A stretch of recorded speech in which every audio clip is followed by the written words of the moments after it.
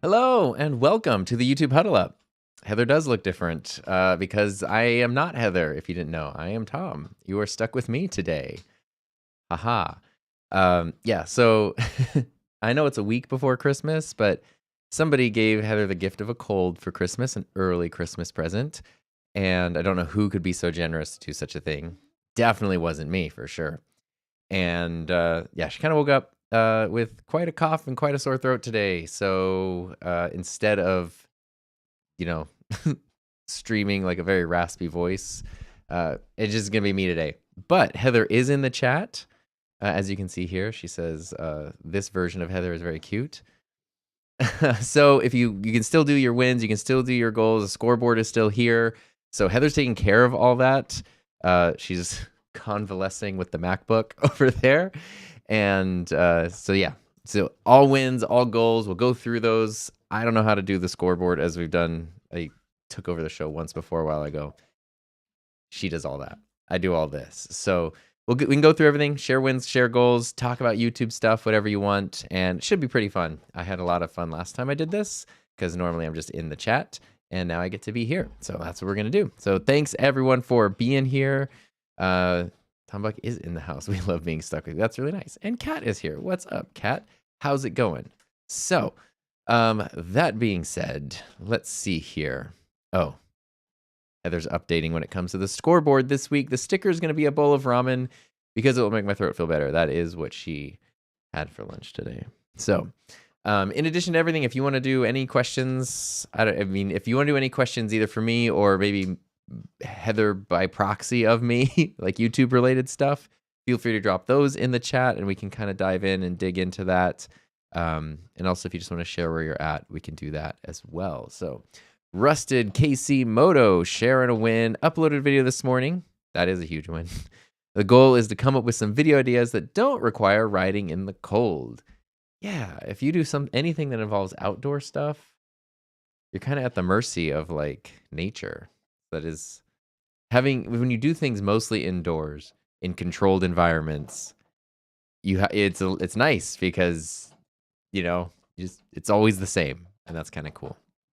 Go Johnny Go says win 5 lives, 4 shorts. Goal 4 live videos, 4 shorts. That's awesome.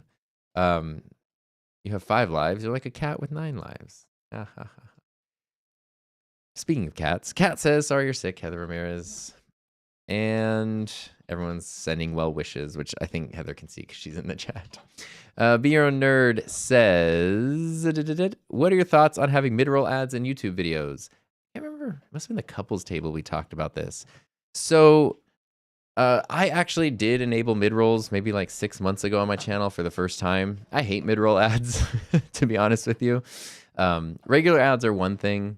Mid-roll ads are so obtrusive and so frustrating, but also, I don't know, it's my job. I got to make money, right? So I think it kind of depends. Like, I've seen people with channels who like just reach the monetization threshold and they just dump ads on everything, and it's like a lot of ad watching for the viewer, but the return is like $17 a month for them. That I don't really think it's worth it. The thing that Heather and I talked about, which I feel like all the shows kind of bleed together, I feel like we've talked about on here, is for us, what we talked about when it came to ad revenue was we started focusing more on ads when they could generate what we called a life-changing amount of money, which does not mean like tens of thousands or millions of dollars. If you think of like a hobby, right? Like, I don't know, any kind of hobby, right? You'll spend money on it every month, and you're not spending the money to make the money back. Like, oh man, I really love cycling, but if I buy a new bike or some new bike gloves or something and they don't generate revenue, like my hobby's a failure. So at a certain point, it's like, if the channel's not making money, if the ads aren't making money, it's okay. So for us, it was like, okay, $20, $30, $40, that's not a life-changing amount of money. $10,000, definitely a life-changing amount of money. $100, probably not a life-changing amount of money. $1,000, yes. So we kind of like went back and forth and found the sweet spot. And for us, Especially when it came to my channel, it was sort of like, if you could start generating 200 to 300, maybe $300+ a month, this was several years ago, that would be a life-changing amount of money. That's a utility bill, a car payment, that it doesn't have to be a massive amount of money to be a life-changing amount of money. And that's when we started like paying attention to ads. So that's what I did for a long, long time. And then mid-roll ads recently I added just because, like, I hate to say it, they pay more because it's more valuable real estate, right? Like it's in the middle of the video. And I feel bad about that. I've thought about that. I don't put them on every video, but a lot of my videos do tend to be like 25, 30, 45 minutes long. Like put some mid-roll ads in there. I don't put it on like a 9-minute video or something usually. So there's that. And I know they are a pain, but YouTube Premium is some of the best money you can spend if you have it, if you're able to every month. And, if you really, really, really hate ads, I'd really recommend YouTube Premium, and then you never have to deal with it at all. So that's kind of my thoughts. I don't like them, but we've had YouTube Premium for years and haven't seen ads in years. So there we go.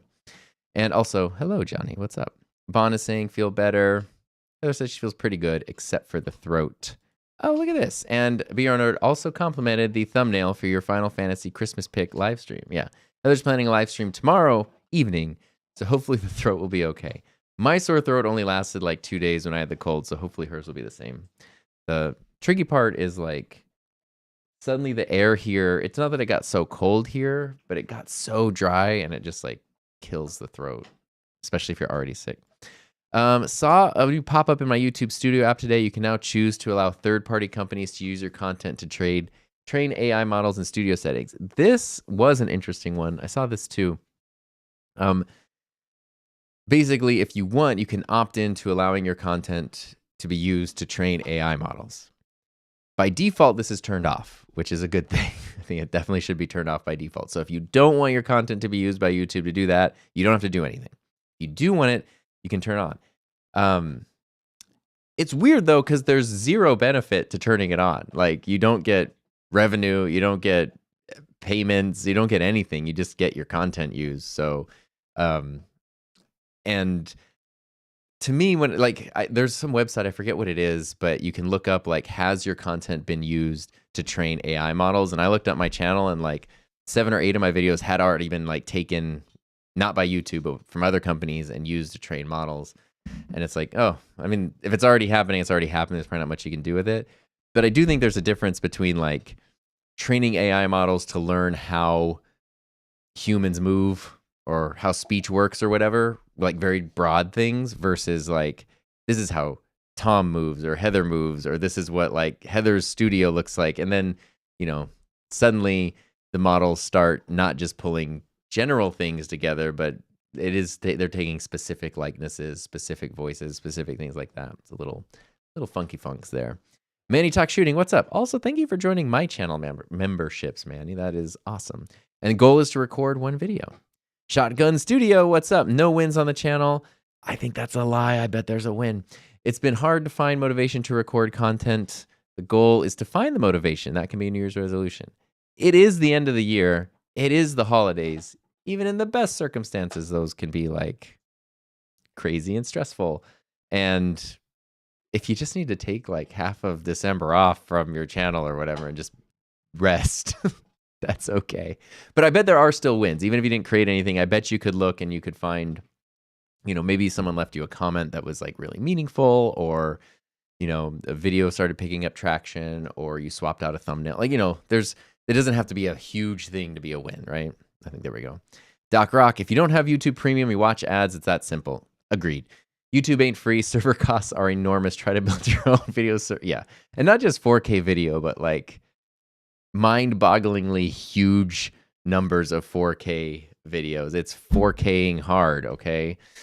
Doc uses his content to train, made a video yesterday to explain why I want it. The interesting thing here, though, is I have been getting approached by third-party companies, almost like sponsorships, with deals to license your content to train, and they pay you significant amounts of money to do it. I haven't done it, but because, yeah, I haven't done it. And so I find it interesting that there's clearly like a lot of like startup money, venture capital money out there being used. So you could license your stuff to be used and get a lot of money in return, or YouTube just like, or just do it for free. Like, I don't know. I don't want to do it for free. I don't really want to do it at all. Andre's here. What's up, Andre? And David Hunt is here. The hunt is on. Andre, again, no wins and no goals this week. I think I would reframe it. I'm going to channel my inner Heather, right? I feel like everyone has a win. I feel like Heather and I feel very strongly that everyone has a win. Goals, even if there's no goals this week, maybe your goal is to take the week off and to rest and to step back. That's a good goal. Hunkered down, finishing all projects before Christmas, and then it's time for making vids. And that sounds like goals to me. I don't know about that. Be Your Own Nerd asked Santa for an MKH50 for Christmas. Xmas can't come soon enough. I sure hope that's under the stocking. Because that is... So MKH50. I'm gonna just go over here real quick. Boop. I'm using Heather's Stream Deck, so let's see. Keyboard. Boop. We're gonna go to the old. Nope, I just typed BH. Okay, yeah. Well, there we go. MKH50. This is what we're talking about here. This is probably my all-time favorite microphone. Oh, the price got raised. Awesome. Used to be $1,200. Now it's $1,400, or $1,300. Now it's $1,400. This is. For the past 3 years, I think, anytime you see a video on my channel where the microphone is not in the frame, it's this microphone that I'm using. It's not a new microphone. It's been around for, I don't know, since the 90s, I think. It's just a really nice condenser microphone that can be positioned far away. They use it on movies and TV shows a lot because it is that good. And I have videos on my channel on how good this microphone is. It's insanely expensive. For me, that it's not that there aren't way cheaper microphones that are also good. It's something that helps you, like, it can sound almost as good as this microphone, which is right next to my face from multiple feet away. And it's really easy to get that sound. I can just run it straight into my camera. So for me, when there's those tools that like make your workflow that much better, they can be very much worth it. But actually going back to here, if you are somebody who's like, maybe Santa ain't got that budget this year, this would be my other recommendation. If you have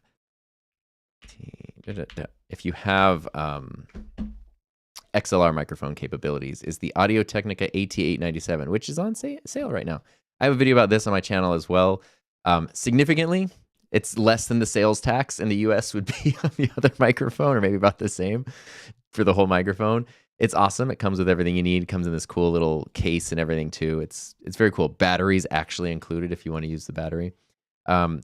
Not as good as the MKH50, but definitely not $1,000 worse. So if you really like the MKH50, you don't have the budget, but you want something that can kind of do that, I'd really recommend looking at this microphone. Super solid, super underrated choice. It's awesome. Sorry, you said a question about gear, and I went to a place.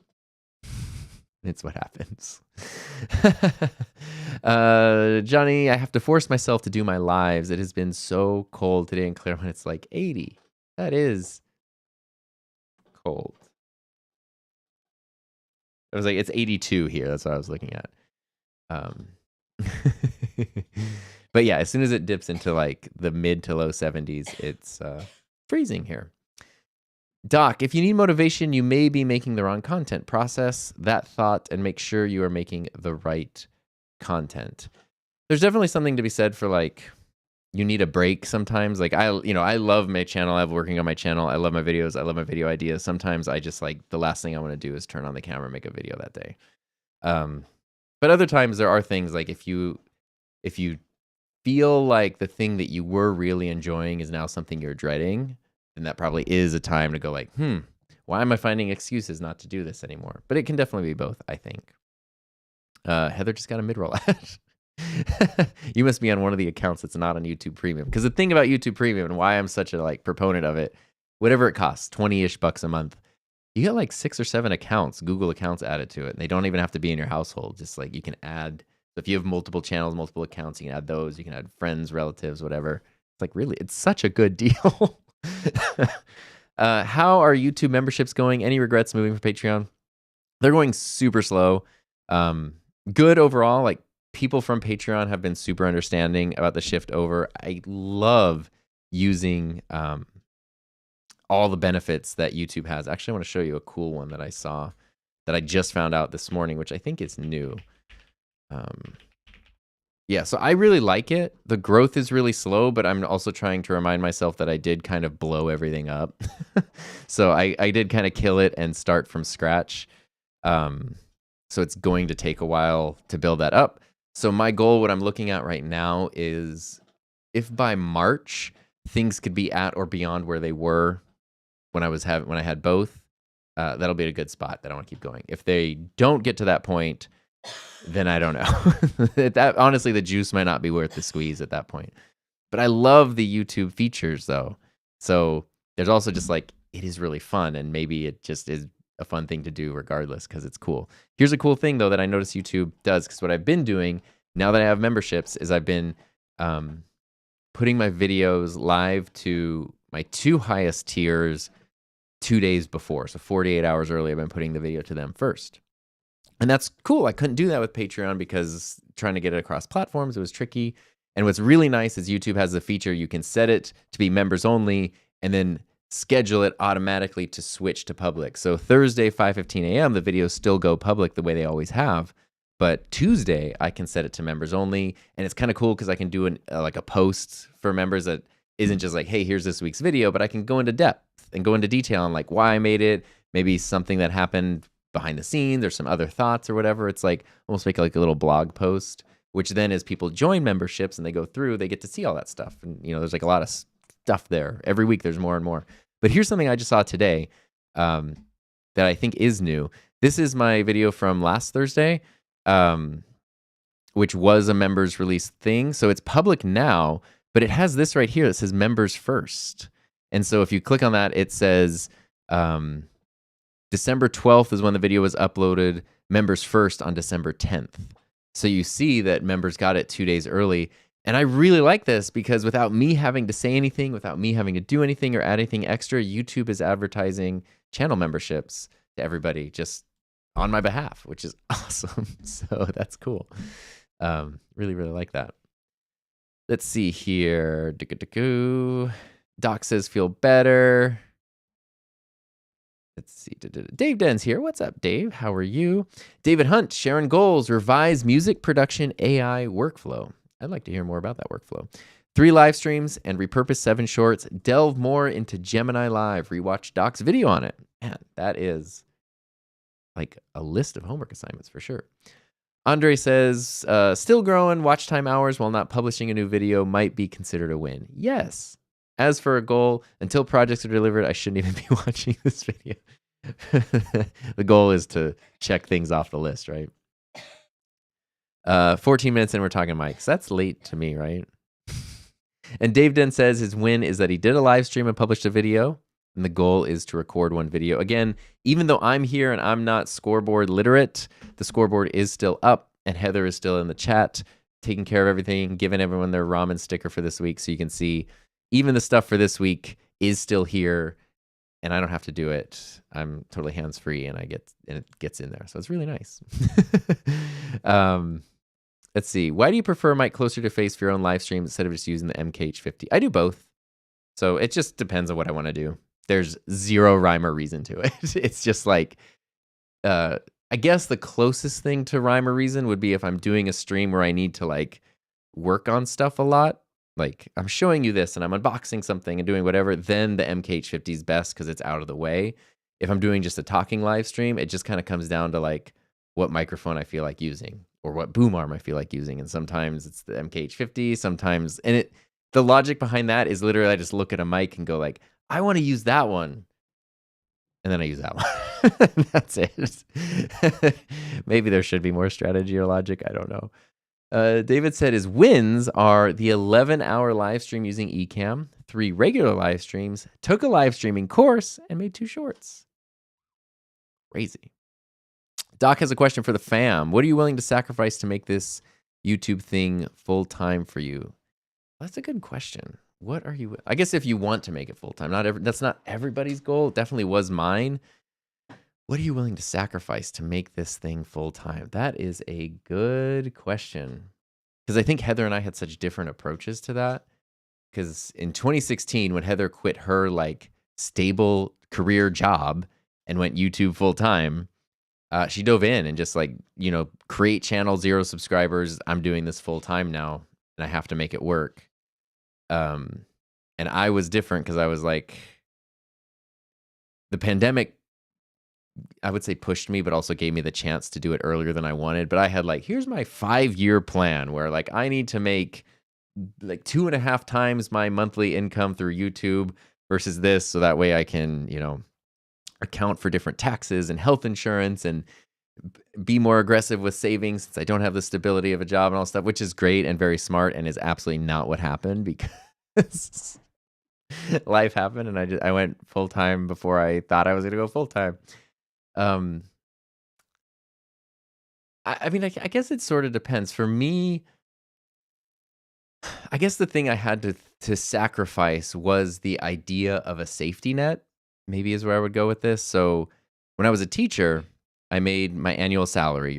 You're paid for 182 days a year, 10 months out of the year. So for 10 months, you get a paycheck. So that means when you see teachers in the summertime, you're like, oh, you're on vacation. They're just unemployed. They're not on vacation. They're not getting paid. You get paid 10 months out of the year.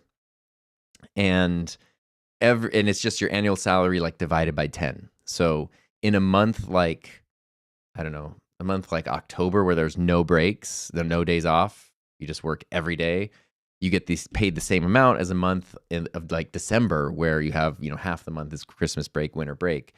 So, and you get the same amount. Your performance, you could be putting in all the extra hours, excellent reviews, evaluations, all that stuff. Same paycheck as, coming in late, poor evaluations, whatever, same pay.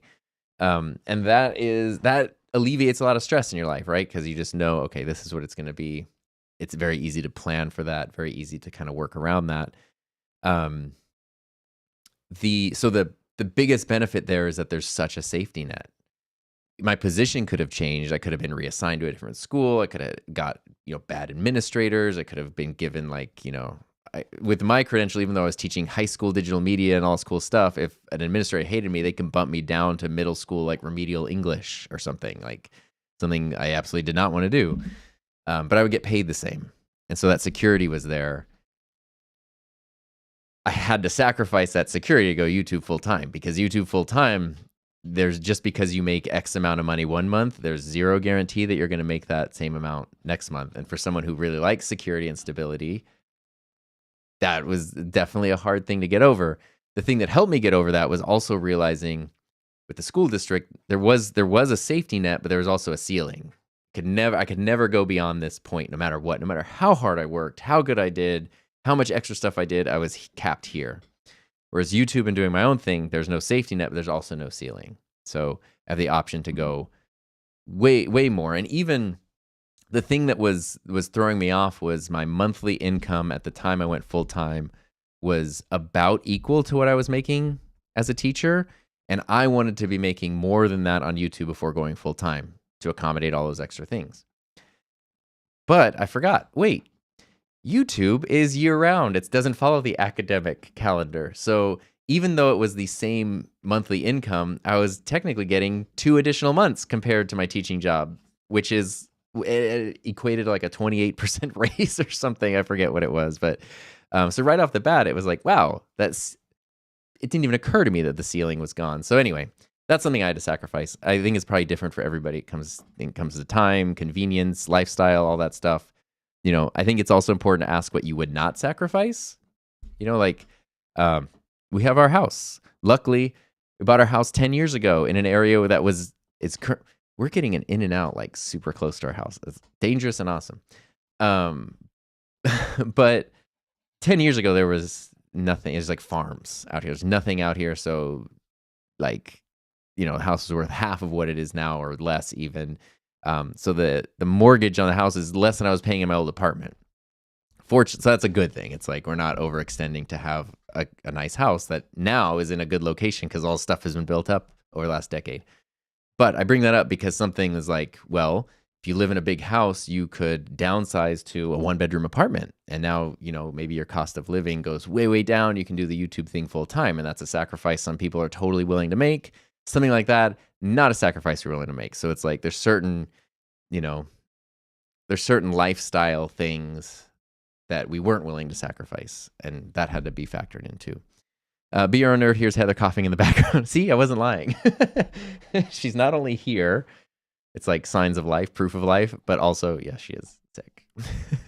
Doc says it's 79 in Honolulu and I'm wearing a sweatshirt. It is 75 in here and I'm wearing a sweatshirt, but that's just so you don't get pit stains. I was filming a video the other day and then I did the thumbnail and I was like pointing at a microphone that was pinned to my shirt and there's just a big old sweat stain that I had to Photoshop out.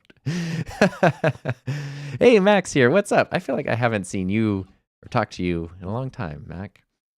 Another character's here. What's up? I just recorded a Q&A video, my very first official Q&A video for my channel. And another character, your question's part of it. So that's super cool. It's fun to see you there. Kat says, Google won't let me add my brand channel to premium. Ooh. I guess maybe our YouTubes aren't brand YouTubes? Interesting. Gotta load up on those ramens, Heather. They cure everything. But seriously, hope you get better before Christmas. Should be. Yeah, Heather's literally right over here. So if you hear coughing and throat clearing, it's her. She just has a cold and no voice today. There, give her a hand. Oh yeah, she's in the chat. She answered the thing. Oh, here we go. Doc is giving us pricing. We're just advertising YouTube Premium now. Individuals, $14 a month or $140 a year for a discount rate. Families, $23 a month, $8 for students. Too cheap to watch ads. It's the best. When's my next hockey game? I had one last night. 9:45 p.m., baby. So yeah, didn't get to bed till like 1:30 this morning. Next one is on Sunday. There's a Firebirds game tonight. But yeah, my next one to play in is next Sunday. We had 2 this week, which is actually like super fun. But I kind of hurt my knee. I don't even really know how. Just after the game, my knee was hurting. So I have a knee brace on. I'm hoping that feels better by Sunday. Another character's win is finished 2 long and 5 shorts. And the goal, very good goal, take a well-deserved break. What are your YouTube goals for next year? What about your hockey goals for next year? My hockey goal is to allow no goals. Huh? Yeah. Hockey goals are to keep getting better, keep having fun, and to stay not injured. Those are good ones. I like, over the past few months, unintentionally ended up kind of like upgrading like a lot of my hockey gear, which is awesome because it's like really fun, but it's like anything, you upgrade it and now everything's different. So you get new, like I got new leg pads, everything feels different, they fit different, they move different. It's like it takes so much time to break stuff in. So once you find what you like, sticking with it and letting it soak in is good. YouTube goals, I mean, we talked about memberships a little bit, right? Like hopefully those grow and become like a significant not only community but source of revenue. I really, really like the tiers I put together. I like the way it's structured. I like the features available. So now it just kind of comes down to like, do other people like that as well? Hopefully. I've had on the back burner. I want to make another course. But of course that takes a lot of work and a lot of time. So not sure. Courses are really hard. And like when I do one, it is like, I need to take a year off from courses because it's hard. Rob is here. What's up, Rob? It says he was in the hospital for a procedure yesterday and not allowed to shower until tomorrow. I had to look presentable for a call today. I did it, but I hope you're feeling okay. It's amazing that you still did the call. I 100% would not have done the call. I feel like I was in the hospital. And it's great that we can't smell over chat. So all good here. Heather's secret plan behind the office upgrade earlier was to get the Nook built so she could get Tom to do the huddle up while she huddles up in the Nook with the laptop. That's what it's all about. I actually have my, we put my mic in here permanently on an arm, which is nice, but I'm not sitting directly in the center of the desk and this one doesn't reach the center of the frame. So that's what I'm using. It makes sense to use Heather's mic on the huddle up, but I was going to use mine. But yeah, I think I thought of that because redoing the studio, we did some like permanent things to make it even easier for both of us to do stuff in here. Let's see here. Doc says, winning. I'm on day 48 of a video every day. That is crazy. 30 is my record. 48 is getting close to double that. Testing the purpose versus burnout theory. You know, I believe if you create for purpose, not profit, you won't lose steam, and profit is automatic. I definitely do believe that profit comes, like, you know, do your thing and the profit will follow. The thing for me is, like, I feel like I do create with purpose, but I absolutely do burn out and get tired from time to time, even though I love what I'm doing. I don't know. Maybe it's just a mental thing, because for sure that happens to me, even though I don't want to change anything I'm doing. They have an auto members feature now. Yeah. YouTube should be able to add insane integrations. They really are. And speaking of courses, I'm really curious to see how YouTube integrates courses and really revamps the community thing. Because the thing, probably what I miss most about Patreon is when you made a community post, you could format it basically like a blog post. You could embed photos and videos. You could format text. You could do bullet points. You could do all this cool stuff and like really make it nice. YouTube is terrible. Sometimes links show up, but it's like paragraph breaks are about as fancy as you get. You can't embed anything. You can't format anything. You can't bold, you know, like all that stuff is just not there, and it's so frustrating. So I'm really, really, really, really hoping they update that. There seems to be plenty of so-called YouTube experts loudly claiming that continuing to make shorts is bad for your channel if the algorithm penalizes you for it. What are your thoughts? I'm not a YouTube expert, so I don't know. I did upload 2 random shorts that aren't connected to each other this morning for no reason other than that they've been on my desktop for a while and I wanted to get rid of them. So that's my strategy. It probably goes down to what your channel. It probably goes down to what your channel is about, right? Like, there are creators I follow who had huge success with YouTube Shorts, but then wanted to stop uploading them because it was just bringing in the wrong audience. Like, one channel is a channel that does really long deep dives into like old technology, old computers, cameras, that kind of stuff. And the videos can be an hour, 2 hours long, 2.5 hours long, and very like fun but technical. And so the YouTube Shorts, even though they were getting like a couple million views each, they were pulling in people who wanted 40-second videos. And now here's a 2.5 hour video about a fax machine. So it was like bringing in the wrong people and causing a lot of things. And the creator there was like, yeah, I'm never uploading another short again. For me, I just like, I don't know. I when I upload shorts, I never publish them to the feed so they don't show up in my subscription box. 'Cause when I do that, I do get a lot of message from people that they hate it. They hate seeing my shorts pop up in their feed. And that's fine because it doesn't seem to help anything anyway. So I don't publish them to the feed, which means they sit there at like 0 views for a while. And then you can kind of see sometimes they'll get picked up and sometimes they won't. But some of them, like, actually, I just got my YouTube Wrapped like yearly summary thing. I'm sure everybody did yesterday. Let me see if I can find it. Oh, boy, maybe I lost it. Oh, 2024 year in review. Yeah, my top short. Yeah, my top YouTube short ended up getting like, where is it at? I don't want to give you false numbers. Yeah, almost 500,000 views. And the short was from last year, but it's the most popular one this year because it just decided to randomly take off. To me, that seems fine. Mine are not unrelated to my content, and I do try to connect them to a video. So like one I uploaded today is about 32-bit float audio. So I connected it to a long video I made that talks about 32-bit float audio. So it's like, to me, if those are in the background, like getting people's attention on the channel, I am okay with that. Like, I want my channel to grow. I want people to see it.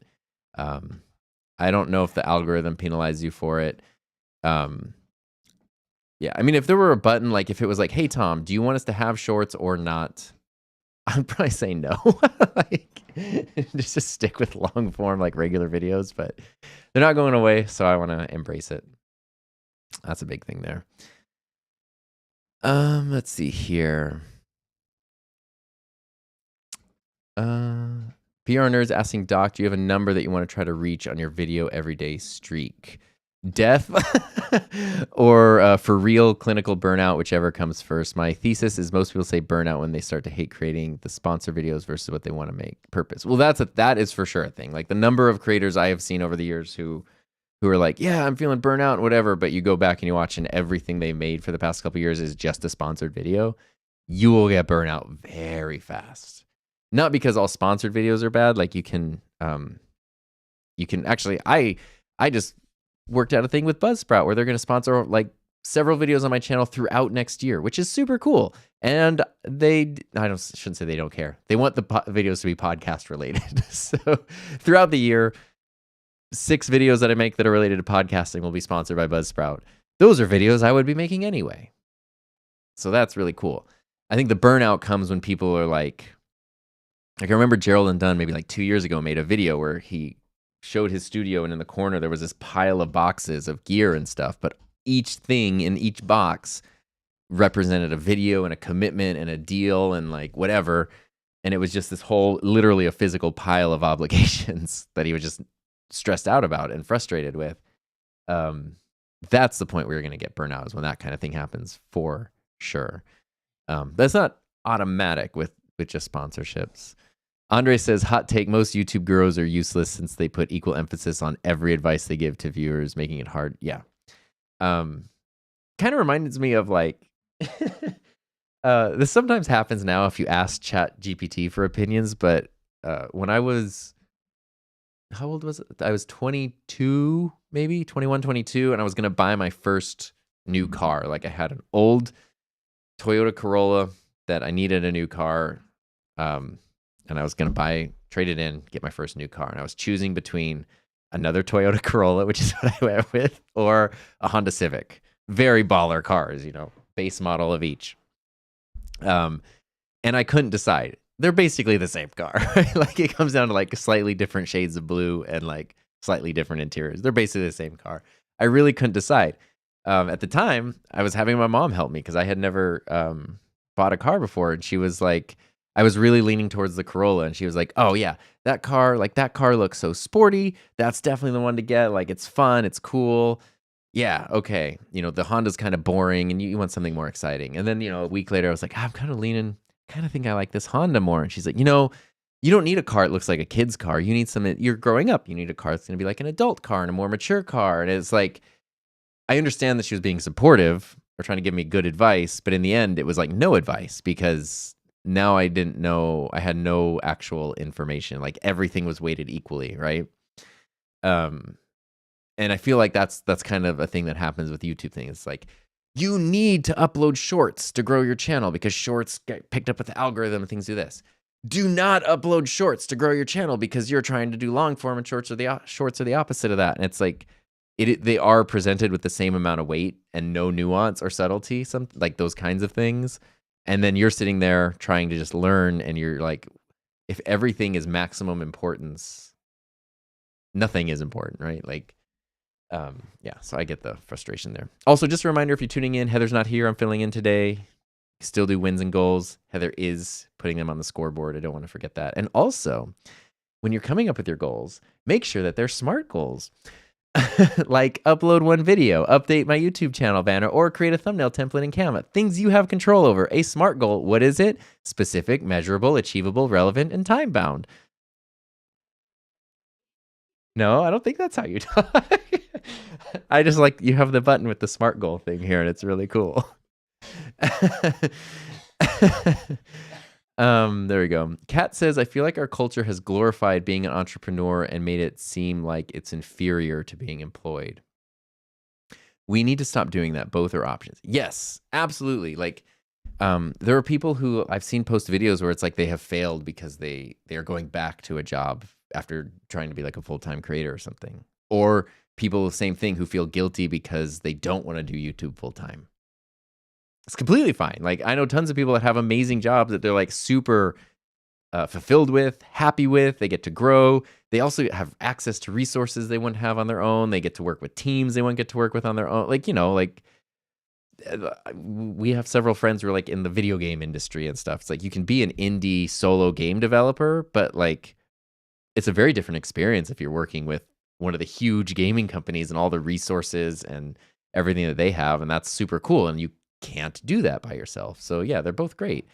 The thing Heather and I have talked about is we do feel that we are currently maybe perpetually, which would be fine, terminally unemployable, because there are, I feel like, certain brains and certain people, which I didn't realize I was one, and caused so much friction for the decades when I was an employee, where it's just like, I hate inefficiency. I hate not being in charge of things. I like, if there's a better way to do something, I just want to do it that way. I don't want to have 8 meetings about the meeting we can have to possibly consider thinking about making a change next year, which is how like so many big organizations work. I like that I can have an idea. I mean, there was one time, like my podcaster idea book course, which helps you like come up with ideas for podcasts. I literally had the idea for that course while riding my bike at like 7 a.m. one morning, and then took pre-orders for the course by 1 p.m. that day. like I made the graphics, made the outline, did the thing. I had basically already taught the material and developed it for so long that I was like, I can make this course no problem. Put it together, take pre-orders. That is less than an 8-hour turnaround from like idea to like pre-orders. If I was doing that in an organization, it would have been for sure over a calendar year. And so there's those kinds of things too. It's just, everybody has different brains, everybody has different preferences, skills, talents, goals, whatever, and whatever the method is of achieving that, if that's being self-employed, if that's being like a solo creator, having a big team, working for a company, having a traditional job, we need all of those things in the world, so they're all good and they're all valuable, for sure. Let's see here. Volbypunk says, it's probably a semi-bad thing, but I would not mind giving up my social life to make YouTube full-time. I don't have a big social life anyway, so what is a year or two on the grind to realize my goals? Yeah. I mean, I shouldn't say yeah, but yeah. Sometimes you have to do that. Going back to jobs, after I got my bachelor's degree and I wanted to be a teacher, there was...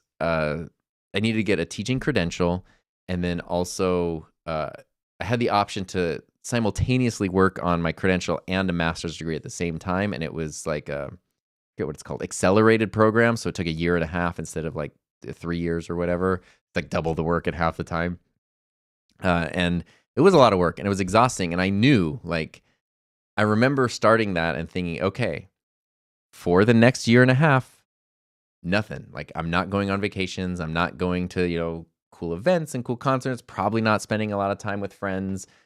Like, and the reason I'm doing that is because at the end of it, I will be able to have this career that I want to start, and I will have, a degree that can never be taken away, and all the things will be in line. I can just hunker down for this year and a half and do that. And my brain worked in a way that I could do that. Also, I didn't have much of a social life, so it wasn't a huge sacrifice. But knowing those things of like, okay, there's not going to be like a trip to Disneyland, a weekend to the beach or whatever. Like, that's just not happening for a year and a half, and then it could happen again.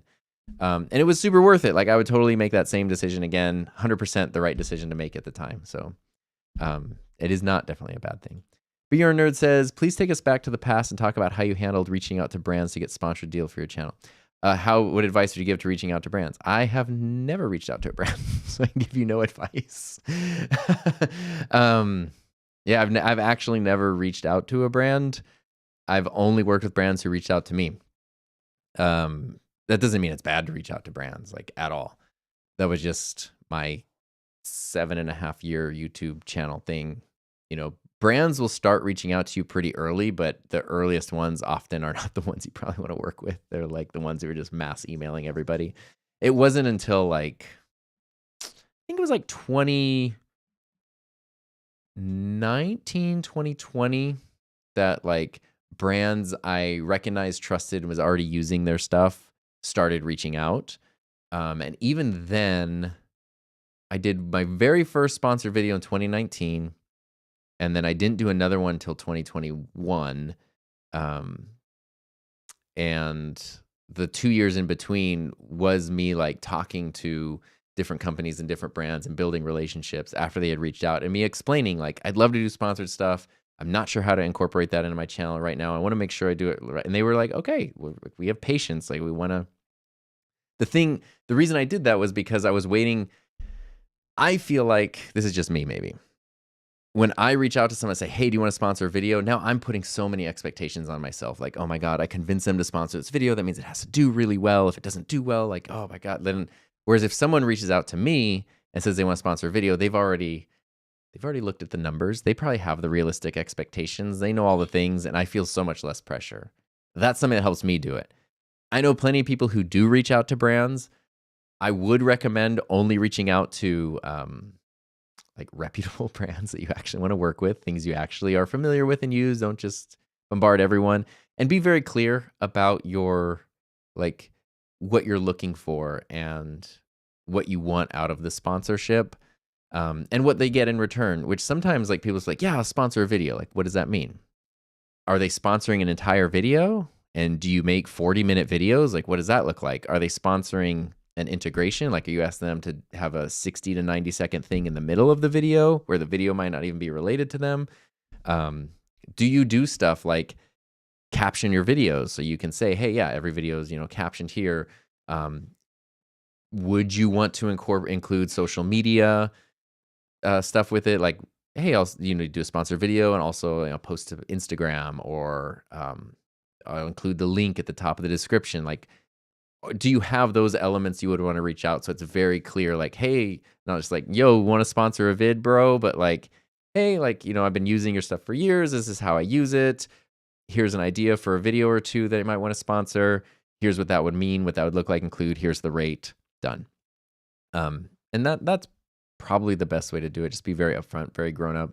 Try to look at it from their point of view. Like, they're a business. They need a return on their sponsorship. They also need reliable people. Believe it or not, a lot of content creators and influencers, not the most reliable people in the world. So if you show up and you're like polite, professional, and reliable, a lot of people want to work with you just for that, because you reduce their headaches rather than give them more headaches. And it's crazy, like the number of times I've just said thank you to companies.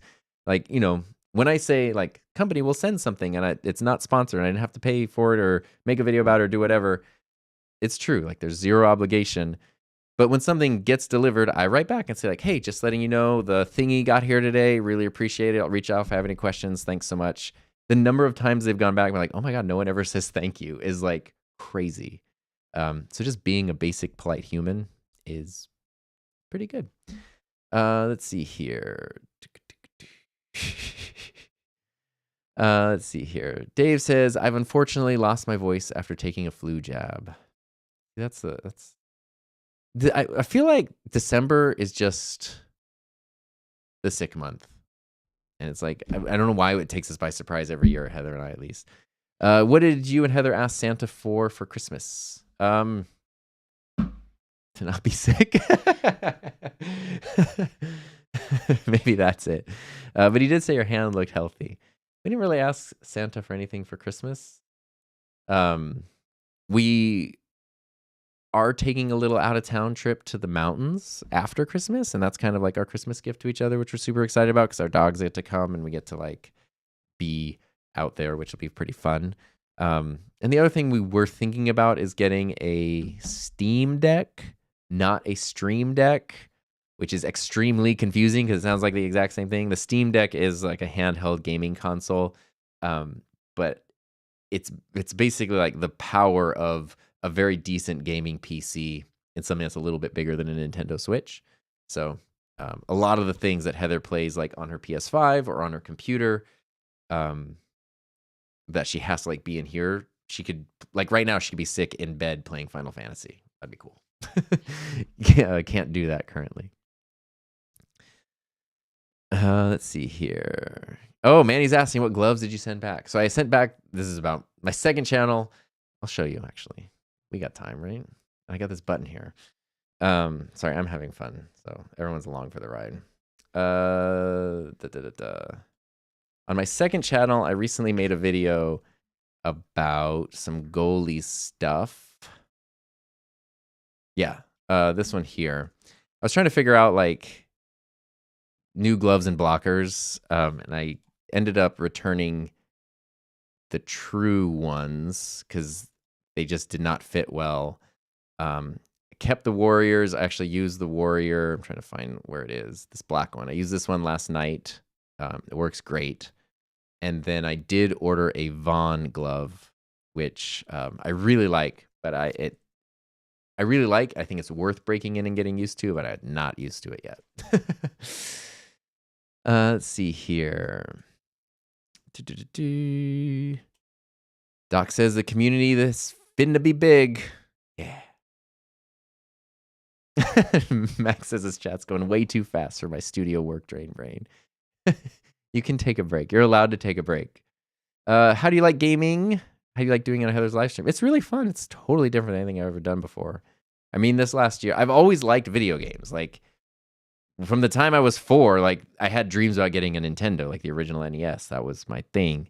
But I got out of video games right before they got really good. So the late 90s, like right around the time the first PlayStation came out, I went through a weird, I don't know, where I was like, I'm going to be 13. And I was also like the chubby indoor kid. And I was like, video games, like, I'm not going to be like that kid. I'm going to be like, not that kid. I don't know. Which is silly. And I missed out on playing a lot of great games. But also I am glad because I think I might have like gone in some very different directions as games got really, really good in those years.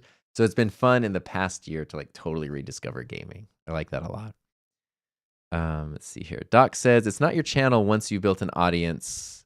Right. Community over audience. Stop thinking about the algorithm. Think audience is the algorithm. That's direction from YouTube higher ups. I mean, I like this community focused thing because it is true. Like, it's your channel. And even going back to me, like, here's my second channel. Actually, this is maybe a great example. How do I do it? There it is. So my second channel, I always say I don't care about this channel. I care about the things I make on it. What I mean is that I do not care about performance on this channel. And you can see, like, I did a video 3 weeks ago on a 2,000 subscriber channel. I got 12,000 views. That is really, really good. Most of the videos on my 154,000 subscriber channel don't get 12,000 views. And then I did a video right after that that is currently at 178 views. That's about hockey goalie stuff. Strategically, I would have been like, wow. And if I go to my most popular videos, okay, there's something about camera stuff. Well, I've made the decision these should have just been on my main channel, so those don't go here anymore. Anything camera related goes on the main channel. But I look at that. Oh, here's a video about a bass. Here's a video about a bass. Here's a video about a bass. Instrument videos seem to be really popular. If I want this channel to grow, I should make more instrument videos. So instead, I made a video about these goalie gloves. Because that's what I wanted to make the video about. And when I say I don't care that it has 178 views. It's cool this one has 12,000 views. That's awesome. But like, that's not what that's for. This channel is for me. I'm really happy and excited when people come along for the ride and want to be a part of it. But that is like, that's my channel. My main channel, it's also for me. I want to be the one in charge of making the content there. But when I think of video ideas, I do think specifically of like, what are the questions that have been popping up? What would be helpful? What was a popular video? Not just so I can milk that topic, but like, if someone liked that video, what's the next logical question they're going to have or the next need they're going to have? Like, then it does become way more community and audience focused than the second channel does. And it's just two totally different approaches. And, you know, the main channel is a full-time living. The second channel is absolutely not. And there you go. Has the high from the Rhodes People Choice Award worn off yet? Congrats on the win. Thank you. I don't think it wore off because it never sunk in. I mean, I was very, very excited that day. Rode did say, like, whatever, something from Australia Post is on the way as of yesterday, and I don't 100% know what's included in that or what the delivery date is. Let me see where it's at now. Let's see if there is a delivery date. Flight departed. Dates can't be calculated. So I don't know. I don't know what, something's coming from them, and that's exciting. And I mean, I'm just super excited. That was such a, I guess I shouldn't, it's not the only way to get validation for what you do. For me, it was a really validating thing that I kind of like needed. Like my soul needed it. Has been floating around in the self-employed ether for almost 4 years. Yeah. Doc says, yeah, I'm not marrying boxes. I'm in a relationship with my community. I make what they want. Yes, that is also a good key to sustainability. How did your parents feel when you transitioned from your traditional job to a full-time creator job instead? I know Heather's Heather ended up not talking to her parents for a year-ish. But now they're her biggest fans. So like, they had to see, you know, generationally, like our parents are the exact same age. So despite the fact like hers immigrated from another country, mine are from here, like generationally, they have like the same approaches to everything. So it's just something they don't understand, and they just need to see it. And even when they see it, I still don't think they fully understand it. But once they see that like you're okay, you're taken care of, and you're happy, and you're also like almost 40, they're just kind of like, yeah, it's fine. Just like, and they just want you to be happy at the end. My dad, who passed away several years ago, was super excited about it because he was definitely the like less traditional, like, you know, he's definitely less traditional one. So he's just psyched about the idea from probably before it was feasible.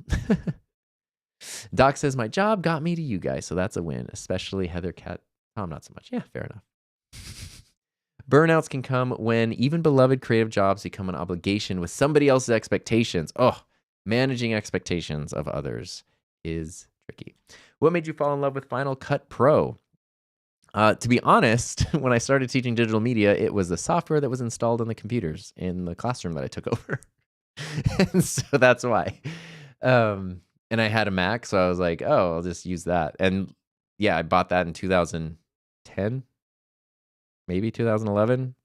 And that's still the license I use today because Final Cut's a one-time purchase, which is pretty sweet.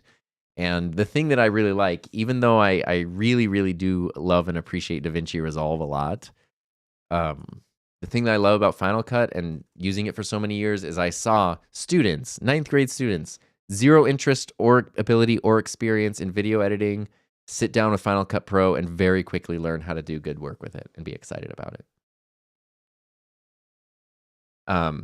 So yeah, there's that. And I still like Final Cut, although I do like playing with DaVinci for sure. Kat says it's a relationship between resentment and burnout. Resentment emerges when our boundaries are crossed. There, Kat uses the term like things being in and out of alignment, which I really like lean towards a lot. I think that, yeah, you can feel when things are in alignment, everything, you have like boundless energy. And when things are out of alignment, you have no tolerance or energy. Mountain Bucks would be a channel I'd watch. It's just me getting injured outside. Gil says the Steam Deck reminds him of the Game Gear. Yes, big, chunky, but more powerful, probably less batteries. Heather wants handles. See, I know that I'm going to be going to the Firebirds game later, and I'll be getting softy, but we can definitely go get you handles. There have been days when I've had both. As soon as Tom channels going to be monthly videos as he sinks into gaming land. Haven't missed an update yet. An upload update. I guess an upload is an update. Let's see here. Yeah, Steam Deck is another console that's portable, and that's it's very powerful and very portable, and that's what's really, really cool. Are there musicians in your family? No. I'm a super weirdo in that regard,